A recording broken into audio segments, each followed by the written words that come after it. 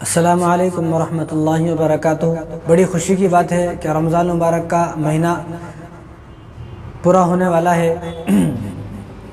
اللہ تبارک و تعالیٰ آپ تمام کے روزوں کو قبول فرمائے، تراویح کو قبول فرمائے، تمام عبادتوں کو اللہ تبارک و تعالیٰ قبول فرمائے۔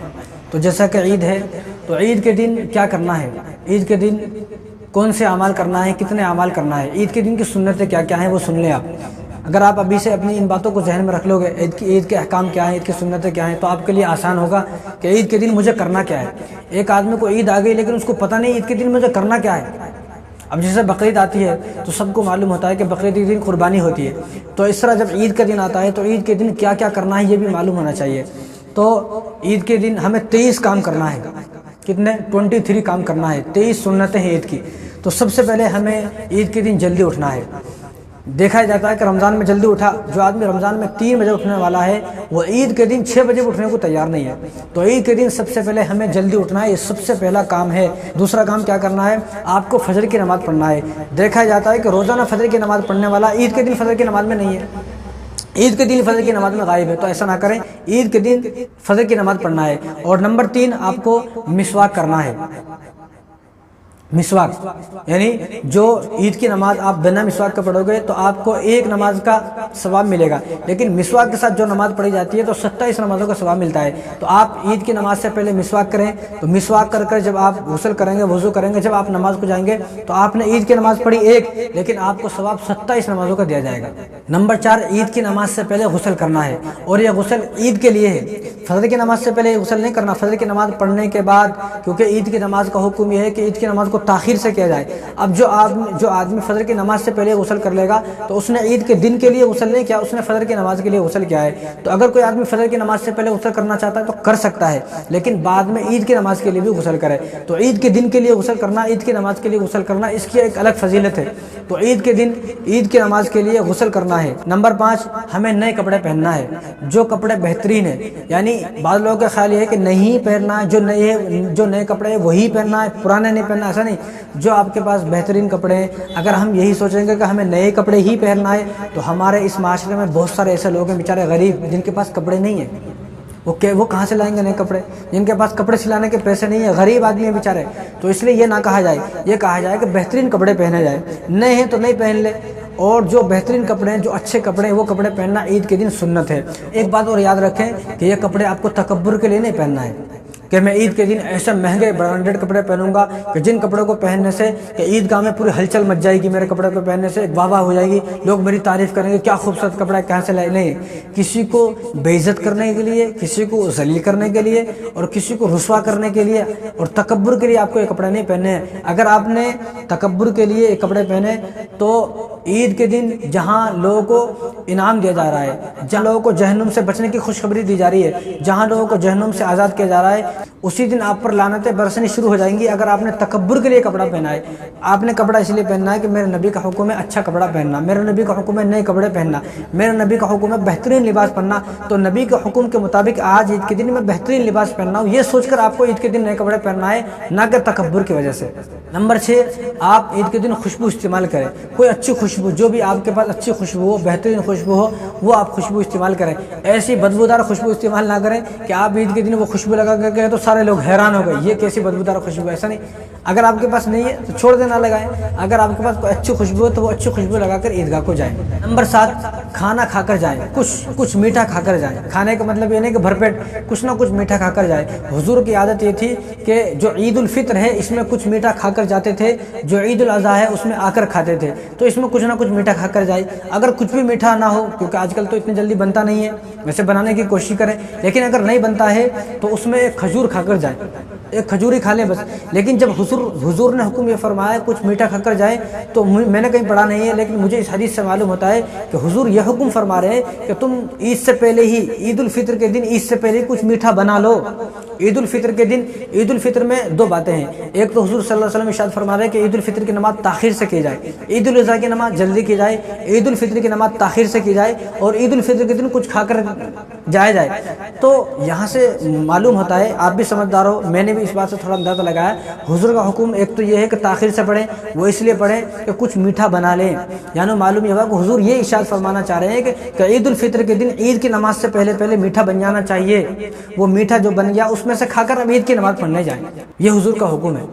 نمبر 8، عید کی نماز سے پہلے آپ کو اپنا فطرہ ادا کر دینا ہے، عید کی نماز سے پہلے، عید کی نماز کے بعد نہیں۔ اگر کسی نے نہیں دیا تو وہ اس کے لیے حکم یہ ہے کہ وہ عید کی نماز کے بعد ادا کرے گا، لیکن اس کو وہ ثواب حاصل نہیں ہوگا۔ اور عید کی نماز سے پہلے مسلمان کو دینا ہے، جو عیدگاہ کے باہر جو غیر مسلم جو ہندو بیٹھے ہوئے ہیں وہ پیسے مانگنے کے لیے، ان کو فطرہ نہیں دینا ہے۔ ان کو آپ ویسا کچھ دینا چاہے تو دے سکتے ہیں، لیکن ان کو فطرہ ادا نہیں، ان کو دیا تو فطرہ ادا نہیں ہوگا، ان کو فطرہ نہیں دینا ہے۔ یہ عید کی نماز سے پہلے اپنی بستی میں، اپنے محلے میں دیکھ لیں کون غریب ہے، کون یتیم ہے، کون بیوہ ہے، کون بے سہارا ہے، کون بے لباس بیچارہ آدمی ہے، کون کس کے پاس کھانے کو نہیں ہے، آپ اس کو عید کی نماز سے پہلے فطرہ ادا کر کے جب عید کی نماز پڑھنے جائیں۔ اگر آپ پہلے ہی عید کی نماز پڑھنے چلے گئے، اب جب تک آپ آؤ گے، جب تک عید کی نماز ہو جائے گی، اور وہاں آپ کسی کو دے نہیں سکتے، وہاں پر جو مانگنے والے ہیں پورے جو ہے وہ غیر مسلم ہیں۔ اگر مسلمان مانگنے والا بھی ہے تو اس کو بھی آپ نہیں دے سکتے، کیونکہ وہ بھی پیشہ ور فقیر ہے، پیشہ ور فقیر کو نہیں دے سکتے۔ تو اس طرح عید کی نماز سے پہلے فطرہ ادا کر کے عید کی نماز کو جائیں۔ نمبر 9، پیدل جانا ہے۔ عیدگاہ اگر پاس ہے تو پیدل جائیں، عیدگاہ اگر دور ہے تو گاڑی میں بھی جا سکتے ہیں، لیکن حضور کی سنت یہ تھی کہ حضور صلی اللہ علیہ وسلم وہاں تو عیدگاہ پاس میں تھی تو حضور صلی اللہ علیہ وسلم پیدل جاتے تھے۔ تو اس طرح اگر آپ گاڑی دور ہے کہیں تو گاڑی میں بھی جا سکتے ہیں، ورنہ طریقہ اگر آپ کے پاس عیدگاہ ہے تو آپ پیدل جائیں، یہ سنت ہے۔ نمبر 10، راستہ بدل کر جائیں، یعنی حضور کا طریقہ یہ تھا کہ جس راستے سے جا رہے ہیں اس راستے سے واپس نہیں آتے تھے، پھر دوسرا راستہ بدل کر واپس آتے تھے۔ تو اگر راستے آسان ہیں، آپ چاہتے ہیں تو ایک راستے سے جائیں، پھر دوسرے راستے سے آئیں، جس راستے سے جانا ہے اس راستے سے واپس نہیں آنا ہے۔ لیکن اگر کسی عیدگاہ کا ایک ہی راستہ ہے تو جا سکتے ہیں، ایسا کوئی مسئلہ نہیں ہے۔ لیکن اگر دو راستے ہیں تو آپ سنت پر عمل کریں کہ ایک راستے سے جائیں، دوسرے راستے سے واپس آئیں۔ اس طرح نمبر 11، کہ عیدگاہ جلدی جانا ہے، عیدگاہ جلدی جانا ہے۔ بعض لوگوں کو دیکھا جاتا ہے کہ عید کے دن بھی ان کی نماز نکل گئی، عید کے دن بھی ان کی رکعت نکل گئی۔ جب معلوم ہو جاتا ہے، ساری عیدگاہ کا ٹائم پہلے ہی بتا دیا جاتا ہے کہ 9 بجے، 9:30 بجے، 10 بجے، 8 بجے، 8:30 بجے، ہر جگہ کے بتا دیا جاتا ہے، خوب چلا کر بتایا جاتا ہے۔ پھر بھی لوگ جو ہے وہ مست آرام سے سو کے اٹھتے ہیں، نواب کی جیسا 9 بجے سو کے اٹھے گا، پھر نہائے گا، پھر دھوئے گا، پھر کب جائے گا، جب جاتا ہے جب تک نماز ہو جاتی ہے۔ تو عید کے دن یہ غلطی نہ کریں، عید کے دن جلدی جائیں، جب عیدگاہ جا رہے ہیں تو تکبیرات کہتے ہوئے جائیں، اللہ اکبر، اللہ اکبر، لا الہ الا اللہ، اللہ اکبر، اللہ اکبر وللہ الحمد، یہ تکبیر کہتے ہوئے جائے۔ نہ تو بہت چیخ کے بولنا ہے، نہ بالکل اندر دل میں بولنا ہے، بلکہ آہستہ سے، اتنی آواز تو ہو کہ جو میرے پڑوسی کو سنے، جو میرے ساتھ میں جا رہا ہے اس کو سنے۔ تو یہ کہتے ہوئے جائیں اور یہ کہتے ہوئے آئیں، یہ حضور صلی اللہ علیہ وسلم کا طریقہ ہے۔ نمبر 12، عید کے دن خوب خرچ کریں۔ حضور صلی اللہ علیہ وسلم کی عادت یہ تھی کہ حضور صلی اللہ علیہ وسلم خوب عید کے دن خرچ کرتے تھے، جو بھی آپ کے پاس ہوتا تھا وہ سب خرچ کر دیتے تھے۔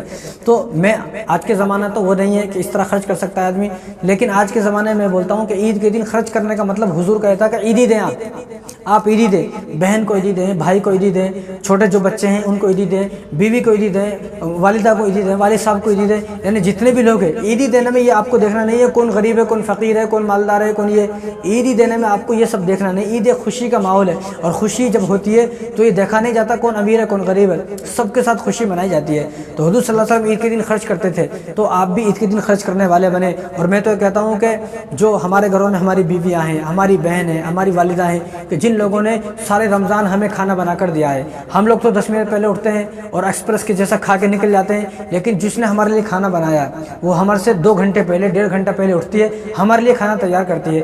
افطاری میں بھی وہ 2-3 گھنٹے تک ہمارے لیے افطاری تیار کرتی ہے، نہ وہ چین سے سو سکتی ہے اور نہ چین سے جی سکتی ہے پورے رمضان۔ ہماری والدائیں، ہماری بہن ہے، ہماری بیوی ہے، ہماری بیٹی ہے، ان لوگوں نے کتنی ہماری خدمت کی ہے۔ تو ہمارا حق یہ بنتا ہے، فرض یہ بنتا ہے کہ جن لوگوں نے سارے رمضان ہماری خدمت کی ہے، سارے رمضان ہماری اتنی دیکھ بھال کی، ہمارے لیے کھانا بنایا، ہم سے پہلے اٹھی، اتنی محنت، اتنی مشقت کی، تو ہمارا فرض یہ بنتا ہے کہ ہم ان کی خدمت کریں، عید کے دن ان کو عیدی دیں، جو ان کا انعام ہے کہ تم نے پورے رمضان میری خدمت کی، آج میں تمہاری خدمت کروں گا، آج میں تمہیں عیدی دوں گا۔ لیکن دیکھا جاتا ہے عید کے دن بھی بہنوں سے بات کرنے کو تیار نہیں ہے، بھائیوں سے بات کرنے کو تیار نہیں ہے، عیدی دینے کو تیار نہیں ہے، بیوی سے لڑائی، کیا بولیں گے، اب سب سے لڑائی جھگڑا کر کے بیٹھا ہوا عید کے دن۔ تو عید کے دن ایسا نہیں، عید کے دن خوشی کا دن ہے، خوشی تقسیم کی جائے، خوشی بانٹی جائے، اور عید کے دن جو ہے سب کو عیدی دی جائے، جتنے بھی گھر میں لوگ ہیں، چھوٹے ہیں، بڑے ہیں، امیر غریب، سب کو عیدی دے، سب کے دل جیت لیں عید کے دن عیدی دے کر۔ لیکن دیکھا جاتا ہے عید کے دن بھی عیدی دینے کو تیار نہیں ہے۔ تو عید کے دن خوب خرچ کریں، یہ آپ صلی اللہ علیہ وسلم کی سنت ہے۔ نمبر 13، عید کی نماز توجہ کے ساتھ پڑھنا ہے۔ عید کی نماز بازو والوں کو دیکھتے ہوئے نہیں پڑھنا ہے، عید کی نماز پہلے ہی پریکٹس کر لینا، اس کے بارے میں ویڈیو بناؤں گا، آپ وہاں دیکھ لیں۔ تو عید کی نماز توجہ کے ساتھ پڑھنا ہے۔ اور نمبر 14، عید کی نماز عیدگاہ میں پڑھنا ہے، عید کی نماز مسجدوں میں نہیں پڑھنا ہے۔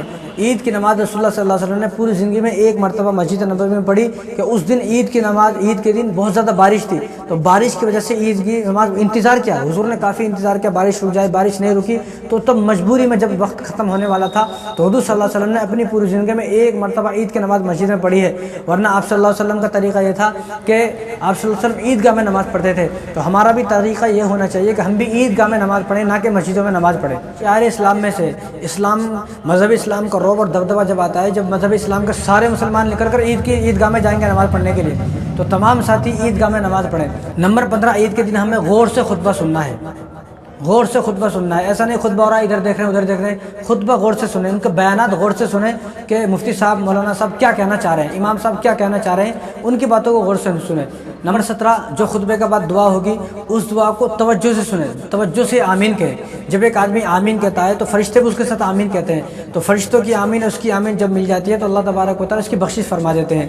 تو ہمیں دعا کو توجہ کے ساتھ سننا ہے، ایسا نہیں دعا ہو رہی ہے انگلیاں چٹکا رہے ہیں، ادھر دیکھ رہے ہیں ادھر دیکھ رہے ہیں، بات کر رہے ہیں فون میں ٹائم پاس کر رہے ہیں، ایسا نہیں۔ یہ عید کا دن ہے، یہ انعام ملنے کا دن ہے، تو اس دن جو دعا ہوگی اس کے بعد ہمیں انعام ملے گا، یعنی ہماری بخشش ہوگی، مغفرت ہوگی، تو اس دن ہم دعا کو توجہ سے سنیں، توجہ سے آمین کہیں۔ نمبر 18، عید کی نماز پڑھنے کے بعد عید کی مبارکباد دی جا سکتی ہے، لیکن اس کو فرض نہ سمجھا جائے، ضروری نہ سمجھا جائے کہ تو واجب ہے، فرض ہے، کرنا ہے، عید کی مبارکباد دیں گے ہی تو عید منے گی، ایسا نہیں ہے، دے سکتے ہیں۔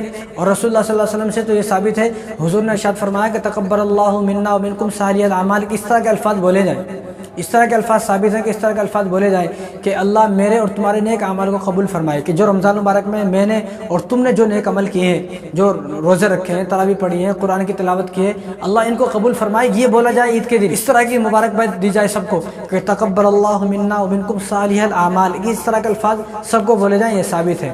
نمبر 19، جو یہ بات ہے، یہ بات بڑی گہرائی کی بات ہے، بڑی سوچنے کی والی بات ہے، یہ بات ہمارے ذہن میں اتر جانی چاہیے اور ہمیں اس بات پر عمل بھی کرنا چاہیے کہ عید کے دن فجر کی نماز سے لے کر عید کی نماز تک کوئی نماز نہیں ہے، حضور سے کوئی نماز ثابت نہیں ہے، نہ حضور نے پڑھی نہ حضور نے حکم فرمایا۔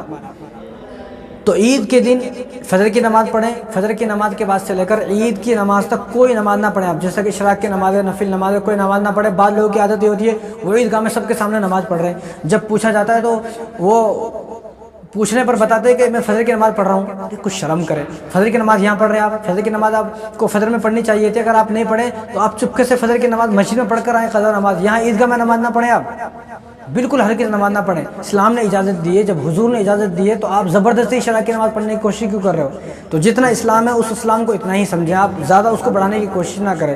تو عید کے دن فجر کی نماز پڑھیں، اس کے بعد اپنی تیاری کریں۔ تیاری کرنے کے لیے حکم یہ ہے کہ اسلام کا کہ اب کوئی نماز نہیں ہے، آپ بس تیاری کریں، اشراق کی نماز، نفل نماز، کچھ نماز نہیں ہے، آپ ڈائریکٹ عیدگاہ جائیں تیار کر اور وہاں عیدگاہ جا کر آپ نماز پڑھیں۔ نمبر 20، عید کی نماز کے بعد گلے مل سکتے ہیں۔ اب یہ بھی کوئی مسئلہ، کوئی ایسا فرض واجب نہیں ہے، آپ کا دل کرے تو مل سکتے ہیں، دل نہ کرے تو نہیں مل سکتے، اور اس بات کو کوئی ضروری نہ سمجھا جائے کہ یہ عید کا حصہ ہے، عید ملیں گے تو ہی عید بنتی ہے، ایسا نہیں ہے، دل کرے مل سکتے ہیں، یہ کوئی فرض واجب نہیں ہے، اس کو عید کا حصہ نہ سمجھا جائے، بس اس کو ویسے ہی بہت دن بعد ملاقات ہوئی چلو گلے مل لیتے ہیں ایسا سمجھیں، لیکن عید کا حصہ اس کو نہ سمجھا جائے۔ نمبر 21 کہ سال میں 5 دن ایسے ہیں کہ جس میں روزہ رکھنا حرام ہے، اس میں شیطان روزہ رکھتا ہے، کسی مسلمان کو، مومن کو اجازت نہیں ہے کہ وہ ان 5 دنوں میں روزہ رکھے۔ یہ 5 دن وہ ہیں کہ اللہ تبارک و تعالیٰ کی طرف سے دعوت ہو رہی ہے، اللہ تبارک و تعالیٰ ان 5 دنوں میں دعوت کر رہے ہیں، اللہ تعالیٰ خوش ہے، تو جن دنوں میں اللہ بےحد خوش ہوتے ہیں، اللہ راضی ہوتے ہیں، اللہ کی طرف سے دعوت ہو رہی ہے، اللہ کی طرف سے انعام تقسیم ہو رہا ہے، اللہ تمام مسلمانوں کی دعوت کر رہے ہیں، تو ان 5 دنوں میں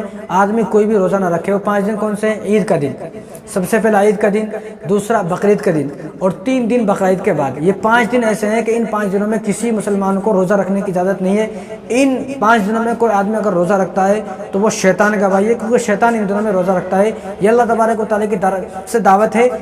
ان دنوں میں جو آدمی روزہ رکھے گا وہ اللہ کی دعوت کا انکار کر رہا ہے، اور جو آدمی اللہ کی دعوت کا انکار کرتا ہے وہ کیسا مسلمان؟ تو ظالم ہے، وہ تو ایک انسان کی شکل میں ایک بھیڑیا چھپا ہوا ہے. تو اس لیے ان 5 دنوں میں کوئی مسلمان روزہ نہ رکھے. ان 5 دنوں میں روزہ رکھنا بالکل حرام ناجائز ہے. کوئی آدمی روزہ نہیں رکھے گا. ان 5 دنوں کو چھوڑ کر کوئی آدمی کبھی بھی روزہ رکھے پورے سال اس کے پاس ہے, لیکن ان 5 دنوں میں روزہ نہ رکھے. یہ بات ہمیشہ یاد رکھیں تمام مسلمان.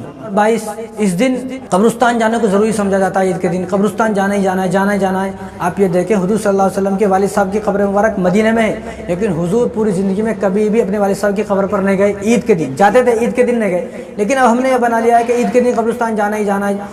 دل بولے تو جا سکتے ہیں آپ, ایسا نہیں ہے. اب لوگوں کا کہنا ہے کہ عید ملنے جا رہے ہیں. اب بھائی وہ آدمی بیچارے وفات ہو گئے, ان کی عید ملنا یہ ہے کہ ان کو فاتحہ پڑھا جائے. اب وہ فاتحہ, وہ قرآن, ان کے لیے سارے ثواب کہیں سے بھی کر سکتے ہیں آپ. تو قبرستان جانا ضرور نہیں ہے, تو آپ کہیں بھی سے بھی کر سکتے ہیں. تو اگر کوئی آدمی جانا چاہتا ہے تو جا سکتا ہے, منع نہیں ہے, لیکن جانا ضروری سمجھنا نہیں. یہ تو عید کا ایک حصہ ہے, جب تک قبرستان نہیں جائیں گے تو عید نہیں ہوتی, عید نہیں بنتی. ایسا نہیں ہے, آپ کی مرضی ہے, آپ جا سکتے ہیں اور آپ نہیں بھی جا سکتے ہیں, لیکن نہ جائیں تو بہتر ہے. آج کل تو جانے کو ضروری سمجھا جا رہا ہے. جس کا انتقال ہو گیا اب وہ سارے جم گھٹا بنا کر پورا قبرستان جا رہے ہیں. کیوں نہیں جانا ہے؟ وہ اس لیے کہ یہ خوشی کا دن ہے. آج کوئی رونا دھونا, اگر رونا دھونا ہوتا, خوشی کا دن نہ ہوتا, تو حضور صلی اللہ علیہ وسلم اپنی والد صاحب کی قبر پر جاتے. حالانکہ ان کے والد صاحب کی قبر مدینے میں. جب حضور اپنی والد صاحب کی قبر پر اس لیے نہیں گئے کہ آج خوشی کا دن ہے, آج رونے کا دن, آنسو بہانے کا دن اور چیخنے چلانے کا دن, رونے پیٹنے کا دن نہیں ہے. یہ خوشی کا دن ہے. اس دن خوشی کی جائے گی. جو لوگ وفات پا چکے وہ لوگ اللہ کے پاس پہنچ گئے, اپنے جنت میں پہنچ گئے, وہ لوگ ہم سے زیادہ خوش ہے. تو دل کرے تو جا سکتے ہیں, لیکن اس کو ضروری نہ سمجھا جائے. نمبر 23, عورتوں پر عید کے دن کوئی نماز نہیں ہے. عورتوں پر عید کے دن کوئی نماز نہیں ہے. پڑھنا چاہیں اگر کوئی عورت پڑھنا چاہ رہی ہے عید کے دن, عورتوں پر عید کی نماز نہیں ہے, نہ کوئی دوسری نماز ہے. بس وہ فجر کی نماز پڑھ لیں وقت پر, یہ بہت بڑی بات ہے. اس کے بعد ظہر کی نماز پڑھ لیں, بس یہی بہت بڑی بات ہے. لیکن اگر کوئی خاتون پڑھنا چاہ رہی ہے تو وہ شکرانے کی 2 نماز پڑھ لے. یا اللہ میں شکر ادا کرتی ہوں, شکرانے کی 2 نمازیں, مجھے رمضان ملا, مجھے رمضان کی عبادت کرنے کی توفیق ملی, مجھے روزے ملے, روزے رکھنے کی توفیق ملی, یا اللہ تیرا شکر ہے. شکرانے کی 2 رکعت نماز پڑھ سکتی ہے عورت. لیکن عورت کے لیے, عورت بھی یہ چاہتی ہے کہ میں بھی نماز پڑھوں, میں بھی نماز پڑھوں. تو اسلام نے جس چیز کو معاف کر دیا ہے, جس چیز کی چھوڑنے کی اجازت ہے, تو اس کو چھوڑ دیا جائے, زبردستی اس کو کھینچا نہ جائے. تو اسلام نے عورت پر عید کے دن کوئی نماز نہیں رکھی ہے. باقی مردوں پر رکھی ہے. مرد جو ہے وہ عید کے دن عید کی نماز پڑھیں گے, عورتوں پر کوئی نماز نہیں ہے. اور دوسری بات عورتوں کے حوالے سے ایک اور بات ہے کہ جس گھر میں وفات ہو گئی, اب یہ عورت عید کے دن سارے اس گھر میں جا رہی ہیں. اب وہ آدمی بھی اتنا ہوشیار ہے کہ میرے گھر میں وفات ہو گئی, اب جو میرے گھر میں نہیں آتا ان سے دشمنی کر لیتا. عید کے دن تو میرے گھر نہیں آئے, عید کے دن تو میرے گھر نہیں آئے. یہ کون سا نیا طریقہ نکالا؟ عید کے دن وفات فوتگی والے گھر میں جانا کوئی ضروری نہیں ہے, اور جانا ہی نہیں ہے. یہاں پر اسلام نے منع فرمایا کہ یہ خوشی کا دن ہے, اس لیے اس دن کو رونا پیٹنا اور چیخنا چلانا, آنسو بہانا, یہ سب اسلام میں نہیں ہے. اس لیے ایسا کچھ نہیں کرنا ہے. یہ خوشی کا دن ہے. اس طرح یہ دیکھا جاتا ہے کہ جس گھر میں وفات ہو گئی, اب اس گھر کے لوگ کپڑے نہیں پہنتے, نئے کپڑے نہیں پہنتے, غسل نہیں کرتے, کنگھی تیل وغیرہ کچھ خوشی نہیں مناتے. کیوں کہ ہمارے گھر میں وفات ہوگی, ہمیں سوگ منانا ہے. سوگ صرف 3 دن ہے. اسلام کے اندر بخاری کی روایت ہے سوگ صرف 3 دن ہے. 3 دن سے علاوہ کوئی آدمی سوگ کرے گا تو اس کے لیے اجازت نہیں ہے, وہ ناجائز حرام ہے. 3 دن سے زیادہ سوگ نہیں کرنا ہے. سوگ صرف 3 دن ہے. اب وفات ہو گیا, اگر 3 دن ہوئے ہو تو کوئی بات نہیں, بھئی کل ہی وفات ہوئی, آج عید ہے, ان کے لیے الگ مسئلہ ہے. لیکن وفات کو 6 مہینے ہو گئے, 4 مہینے ہو گئے, 5 مہینے ہو گئے, لیکن غسل نہیں کر رہے, کپڑے نہیں پہننے, عید کی نماز پڑھنے جا رہے ہیں تو صورت گلا کر جا رہے ہیں, ایسا نہیں ہے. ہمارا جو آدمی انتقال ہوا وہ اللہ کے پاس پہنچ گیا, ہم سے بہتر جگہ میں پہنچ گیا. اور آپ نے اگر ان کے واسطے دعا کی ہوں گی تو آپ کو امید ہونا چاہیے کہ میں نے ان کے واسطے دعا کی, میری دعاؤں کی برکت سے وہ جنت میں داخل ہو گئے. جنت میں جب وہ آدمی جنت میں, تو ہمیں سوگ کرنے کی کیا ضرورت ہے؟ تو یہ سب چیز نئی چیز پیدا نہیں ہونی چاہیے کہ جو آدمی وفات پا گیا تو وہ جنت میں ہے, اور جس گھر میں وفات ہوئی اور جس گھر میں وفات ہوئی ہے, فوتگی والا جو گھر ہے, میت کا جو گھر ہے, ان گھر والوں کو آرام سے جیسے سب لوگ رہ رہے ہیں نارمل ایسا رہنا چاہیے. اس طرح کریں گے, کپڑے نہیں پہننا, سوگ منانا, رونا چیخنا چلانا, یہ آپ اپنے لیے جہنم خرید رہے ہو اور اپنے دین کے اندر ایک نئی چیز ایجاد کر رہے ہو. تو اس طرح ایجاد کرنے والے نہ بنے. تو یہ وہ باتیں ہیں جو عید کے دن ہے. تو عید کے دن خوشی منائیں, اور بعض لوگ عید کے دن سو کر گزارتے ہیں. میں بڑا حیران ہو جاتا ہوں کہ عید کے دن بھی سو کر گزار رہے ہیں. عید کے دن ایک خوشی کا دن آتا ہے, اس دن بھی سو گئے, تو نیند آتی ہے, کیا کریں؟ تو عید کے دن یہ کریں کہ آپ نے تمام رشتہ داروں کو فون کریں. عید کے دن جتنے بھی آپ کے نمبر ہیں, ہر فون میں 100-200 نمبر ہوتے ہیں, آپ 100-200 نمبر پہ فون کریں, آپ کو صبح سے شام ہو جائے گی. تو اگر آپ رشتہ دار سے عید کے دن بھی آپ بات نہیں کر رہے ہو تو آپ کیسے رشتہ دار ہو؟ ایسے رشتہ دار کے بارے میں تو حضور نے ارشاد فرمایا لا يدخل الجنت قاطعون، کہ یہ آدمی جو عید کے دن بھی بات نہیں کر رہا ہے، عید کے دن بھی جس نے رشتہ داروں سے لڑائی کی ہوئی ہے، اس آدمی کے لیے جنت نہیں ہے۔ تو آپ کیا کریں، عید کے دن پورے دن اپنے رشتہ داروں کو فون کریں، جس سے لڑائی ہوگی اس کو بھی فون کریں، وہ اٹھائے نہ اٹھائے اس کی مرضی ہے، نہیں اٹھائے گا گناہ گار ہوگا، لیکن آپ نے حق ادا کر دیا، آپ اس ذمے سے بری ہو گئے۔ تو آپ اپنے بھائیوں کو فون کریں، بہنوں کو فون کریں، والدہ کو فون کریں، والد صاحب کو فون کریں، اور جتنے بھی رشتہ دار ہیں، چاچا ہے، پھوپھو ہے، تاؤ ہے، خالہ ہے، ماموں، سب کو فون کریں آپ۔ وہ اٹھائے گا نہیں اٹھائے گا اس کی مرضی ہے، لیکن آپ عید کے دن سب کو فون کریں۔ عید کا دن ایک آتا ہے، اس دن کو بھی آپ سو کر گزار دیتے ہیں۔ بڑی افسوس کی بات ہے، نہایت افسوس کی بات ہے کہ عید کے دن جس کے پاس فون کیا تھا وہ سو رہا ہے، کیونکہ عید کے دن تھک گیا، میں ہار گیا، میں سو گیا۔ عید کے دن سونے کا نہیں ہے، عید کے دن اگر سونے کا ہوتا تو حضور صلی اللہ علیہ وسلم کے بارے میں بھی حکم آتا کہ حضور سو گئے، صحابہ سو گئے، لیکن حضور کبھی سوئے نہیں۔ عید کے دن عید کی نماز پڑھنے کے بعد حضور سب کے گھر کو جاتے تھے، سب کو خرچہ دیتے تھے، سب کو عیدی دیتے تھے، عیدی تقسیم کرتے تھے، سب سے ملاقات کرتے تھے، سب کو بلاتے تھے اور کھانا بناتے تھے، سب کو تقسیم کرتے تھے۔ تو آپ بھی ایسا کریں، عید کے دن کھانا بنائیں، خوب سارا کھانا بنائیں، سب کو تقسیم کریں۔ آپ جب عید کے دن کھانا بنائیں گے تو میں بولتا ہوں آپ کو کیسے نیند آئیں گی؟ آپ کو نیند آ ہی نہیں سکتی، لیکن آپ نے عید کے دن صورت گرا لے کے اور آپ جو ہے بالکل بیکار سی صورت لے کے آپ جو ہے سو گئے، نہ کھانا بنا رہے، نہ کس سے بات کر رہے، نہ بول رہے، نہ بیوی سے، نہ بچوں سے۔ اس لیے اگر آپ کو عید کے دن فون ہی نہیں کرنا، کسی رشتہ دار کو کھانے نہیں بنانا ہے، آپ اپنے بیوی بچوں کو لے کر چلے جائیں کہیں گھومنے۔ عید کے دن اتنی ساری جگہ ہوتی ہے گھومنے کے لیے، وہاں چلے جائیں، آپ پورے دن مست گھوم کے آئے۔ تو یہ خوشی کا دن ہے، خوشی کے دن کو خوشی کے طریقے سے گزاریں، خوشی کے دن کو اس طریقے سے گزاریں جس طرح حضور صلی اللہ علیہ وسلم گزار کر گئے ہیں۔ تو آپ خوشی کے دن کو غم کا دن نہ بنائیں، خدا کے واسطے اس کو غم کا دن نہ بنائیں۔ اس لیے عید کو خوبصورت عید بنائیں، اچھی عید بنائیں، اس کو غم والی عید نہ بنائیں، رنج والی عید نہ بنائیں، اس کو خراب عید نہ بنائیں، اچھی خوبصورت عید بنائیں کہ عید کے دن خوش رہیں، تمام رشتہ داروں کی دعوت کریں اور گھومنے جائیں اور سب کو عیدی دیں، خرچہ کریں۔ تو اس طرح اس عید کو خوبصورت عید بنائیں۔ تو میں بھی آپ سب کو مبارکباد دیتا ہوں، باتیں ذرا کڑوی کڑوی ہو گئی تو معاف کریں۔ میں بھی سب کو جو ہے عید کی مبارکباد دیتا ہوں کہ اللہ آپ سب کو خوش رکھے، آپ سب کو آباد رکھے، اور اللہ تبارک و تعالیٰ آپ کو ہر خوشی سے نوازے، آپ کی ہر تمنا پوری ہو، ہر ضرورت پوری ہو، اور آپ کے تمام تراویح جو پڑھی ہیں آپ نے وہ قبول ہو، جو روزے رکھے ہیں وہ قبول ہو، تمام عبادتیں آپ کی قبول ہو، اور میری طرف سے بھی آپ سب کو عید مبارک۔